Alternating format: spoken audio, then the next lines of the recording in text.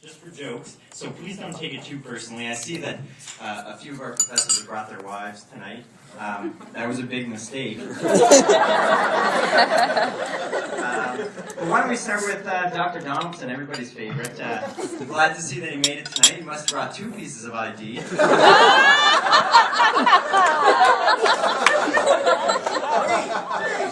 Three, that's even better. I mean, we all see Dr. Donaldson. I mean, I saw him last night at the liquor store. It turns out his parents were out of town, and he wanted me to go in and buy him a 6-pack and a quart for him.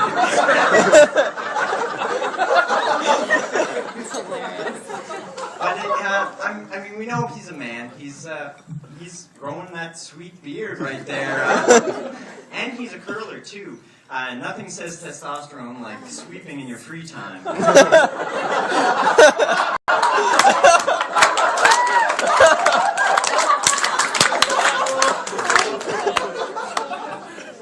Well, I mean, that beard it's coming in quite nicely. It reminds me of my 16-year-old nephew's beard. Which coincidentally, I mean, his partner in crime, Dr. Helsig, he's got the same haircut as my 16-year-old niece. Dr.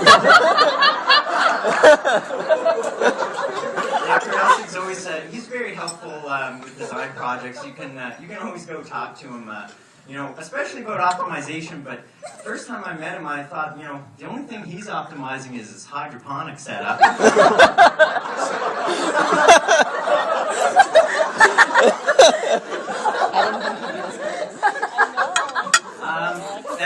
As all the 50ers know, you know, getting your iron ring's a pretty big deal, and you know, it's kind of a rite of passage for all engineers. Unfortunately, Dr. Helsig doesn't have a ring, and to put that in perspective, he gave one to Chris McDonald. He wouldn't let you have one. But he's a pretty soft-spoken guy. He wouldn't say anything about the jokes that I'm making here. But the only thing lower than his voice is the attendance at his lectures. I mean, but seriously, really, he's got kids coming to his class because they get a better sleep there than they do at home.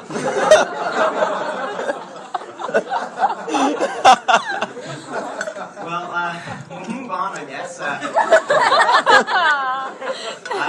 I noticed that Dr. Ganem's not here, but we really can't forget her. I know we were supposed to focus on professors that taught us stuff, but...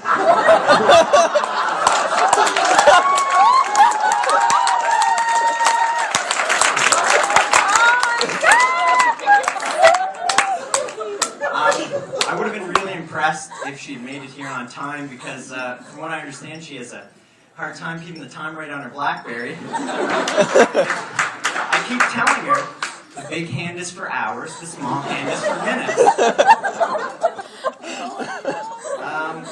We all know Dr. Ganem recently appeared in a kind of a promotional video for coming to work in Nova Scotia. As a result of her appearance, the PR firm was fired immediately. But we did learn a few things. That she loves going out, partying with friends. She goes out to have a few drinks.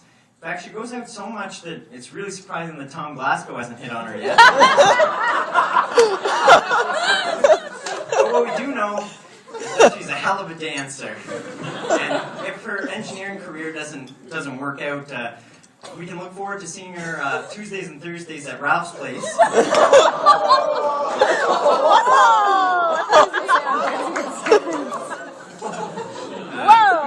Absentee professors, missing Dr. Amiot tonight.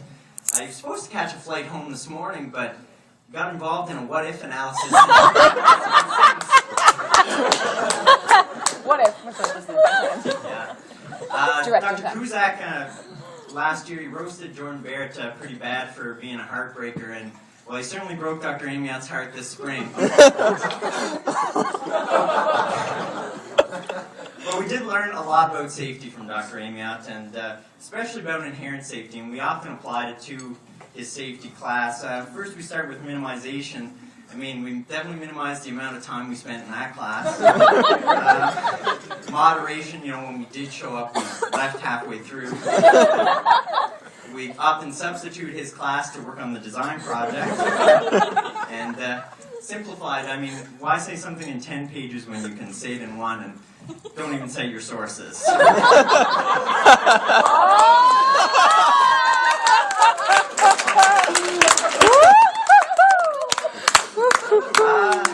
Next we'll move on to Dr. Pegg. It's one of my favorites. I know a lot of people are movie buffs here, and I think we all can agree that we thought Jack and Jill's, that movie was probably the biggest box office bomb of 2011.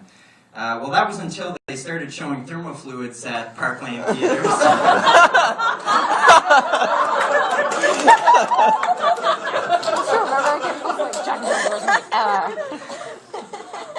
Some people compare Dr. Pegg to Santa Claus.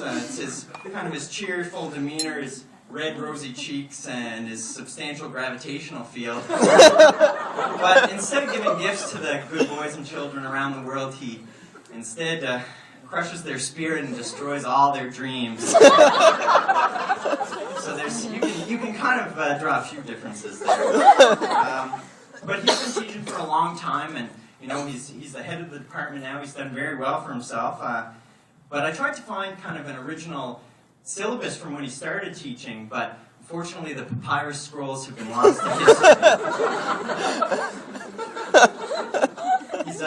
He's a great professor, though. He's got tons of office hours, and he's always willing to help, but what he doesn't tell you is the office hours are rogue's roost, and he can only help you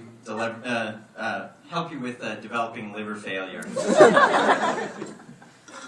He's got an interesting teacher's stance, and I might demonstrate on this table here. He kind of puts his knee up on the table.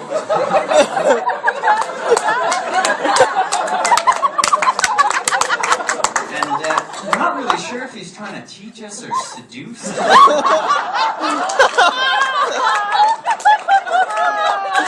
And it wasn't until the end of the term when I realized I haven't learned anything. I feel so violated.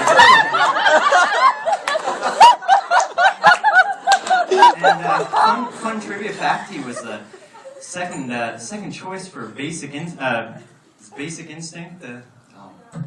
Yeah, the movie. Never mind. That's why I wrote these down. Now on to our most energetic professor, Dr. Mazzanti. He's a great guy, good intentions, but as we all know, the saying, the road to hell is paved with good intentions, and if you drove by that paving, Dr. Mazzanti would be holding the road sign. And it always says stop.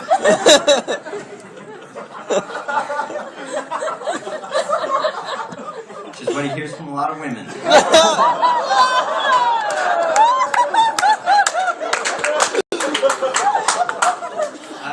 Usually you get 2-3 hours for midterm. Separations, you're getting 6, 7, 8 hours. Spread over 2 days.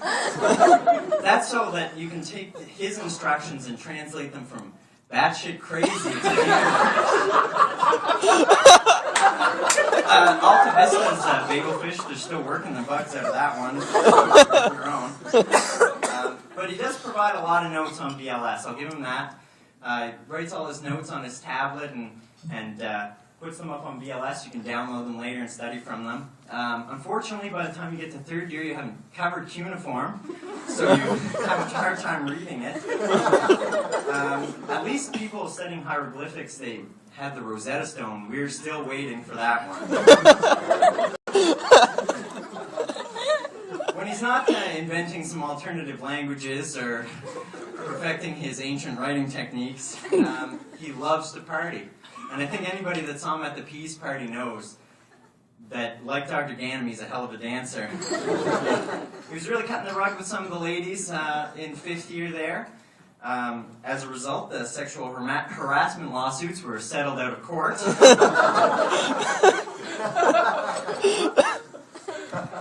Now we can talk about Mel, not really a professor, but she's still an instructor for CAD while she completing her master's degree. Not many master's students are also instructors or have their own offices, which is kind of suspicious. I mean, it's a great achievement and great accomplishment, and I don't want to take anything away from that, but what did you have to do? But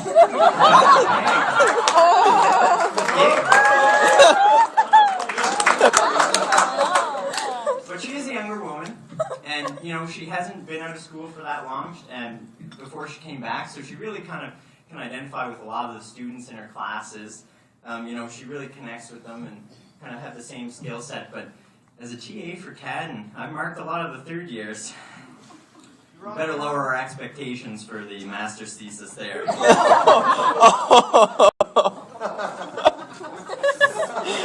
Mike is ruthless.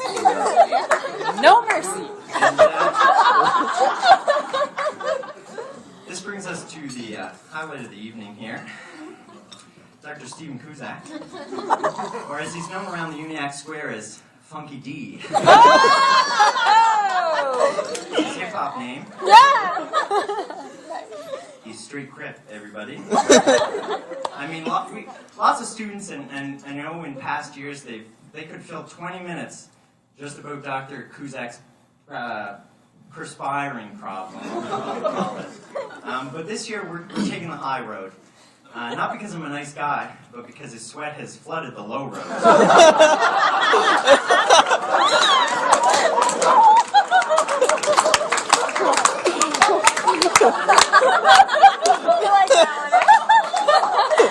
Evacuations are still in progress.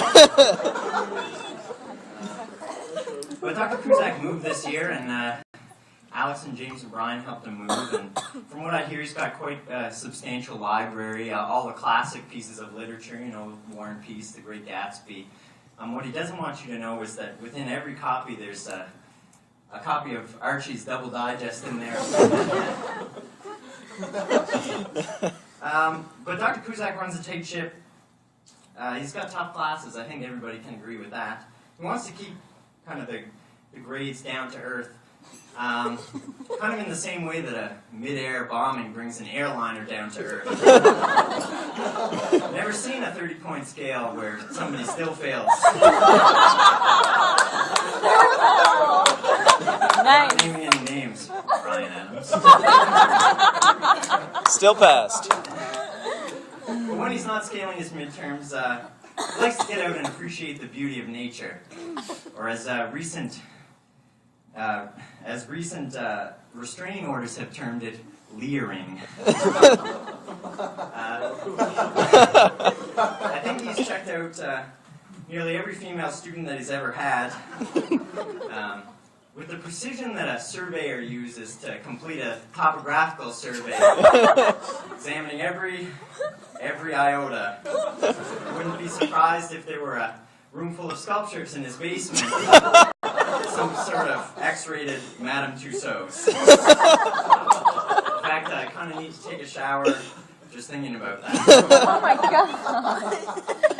But in all seriousness, I think we can all agree that our professors have done a lot for us in bringing us to where we are today, that we can kind of poke a little bit of fun at them. And just getting to know them over the few years, and Dr. Donaldson and Dr. Helsig, where we just met them. But I'd like to take a moment on a more somber note to think about the departure of one of our most notable faculty members, Dr. Pat Hewitt. I'd like to have a minute of silence for Dr. Pack, but in his honor, I'm only going to give you 30 seconds. That's how we would have wanted it. Thank you very much.